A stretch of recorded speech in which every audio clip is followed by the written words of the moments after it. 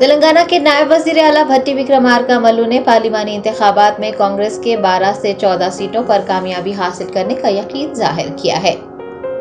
Deputy chief minister Telangana ने भोपालपल्ली जिले के मंथनी मंडल धनवाड़ा में एक प्रेस कॉन्फ्रेंस को मुखातिब करते हुए कांग्रेस पार्टी के पार्लिमानी इंतखाबात में तेलंगाना में 12 से 14 सीटों पर कामयाबी हासिल करने का यकीन जाहिर किया। उन्होंने कहा कि मुल्क और रियासत में जमहूरियत, मुल्क की दौलत और आइन के तहफ़्फ़ुज़ के लिए अवाम ने बड़े पैमाने पर इंतखाबात में हिस्सा लिया है और कांग्रेस पार्टी की जानिब से वो सभी का शुक्रिया अदा करते हैं। उन्होंने कहा कि राहुल गांधी की कन्याकुमारी से कश्मीर तक निकाली गई भारत जोड़ो यात्रा और जमहूरियत को बचाने के लिए मणिपुर से महाराष्ट्र तक किए गए सफर की वजह से कांग्रेस पार्टी को अवामी मकबूलियत और अवाम की ताईद हासिल हुई है। डिप्टी चीफ मिनिस्टर ने कहा है कि इंडिया इत्तेहाद के इख्तिदार में आने के बाद मुल्क की दौलत को अवाम में तकसीम किया जाएगा। జరిగిన లోక్సభ స్థానాల్లో అధిక శాతం ప్రజలు అత్యధిక స్థానాలు గెలిపించబోతున్నారనేది జరిగినటువంటి ఎన్నికల వాతావరణం బట్టి స్పష్టంగా అర్థమవుతాం. 12 నుంచి 14 స్థానాలు ఈ రాష్ట్రంలో కాంగ్రెస్ పార్టీకి రాబోతోంది. దేశంలో కూడా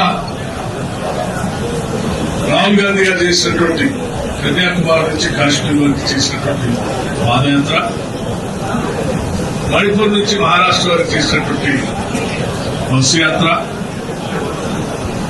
ఈ దేశ జీవన విధానం, ఆర్థిక పరిస్థితులు అన్నిటిపైన కూడా స్పష్టత ఇస్తూ అతిపెద్ద లౌకిక ప్రజాస్వామ్య దేశంగా భారతదేశం నిలబడటానికి వచ్చి ఉన్న ప్రమాదాన్ని కూడా ప్రజలు వివరిస్తూ గత కొన్ని సంవత్సరాలుగా వారి దేశంలో పెద్ద ఎత్తున పోరాటం చేస్తూ వచ్చారు. ఆ పోరాటాల ఫలితాలు తప్పనిసరిగా జరుగుతున్న ఎన్నికల్లో ప్రజలు వారి ఓటు ద్వారా చూపించబోతాం. దేశంలో రేపు పొద్దున ఇండియా కూటమి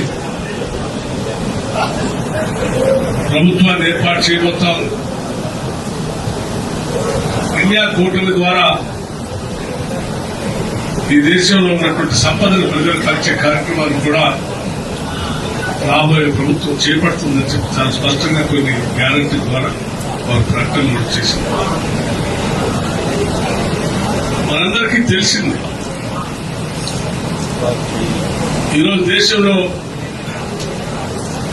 ఉన్నటువంటి భావజాలన్నింటినీ కూడా పక్కన పెట్టి ఆర్థిక పరమైన భావజాలం, సామాజిక పరమైన భావజాలన్నింటినీ కూడా పక్కన పెట్టి వారి మీద వారి నమ్మకం కోల్పోయిన కొన్ని రాజకీయ పార్టీలు వేరే వాళ్ళను లేకపోతే వేరే రకరకాల రాజకీయాల సంబంధం లేని అంశాలను కూడా ప్రజలకి చూపించి లబ్ధి పొందడం కోసం ప్రయత్నం చేశారు. అయినా ప్రజలు వీటిని గమనించి ప్రజాస్వామ్యానికి కావాల్సినటువంటి అంశాలే తీసుకుని దానికోసం నిలబడగలిగేది కాంగ్రెస్ పార్టీ అని చెప్పి కాంగ్రెస్ పార్టీ అభ్యర్థులను పంపిస్తారు.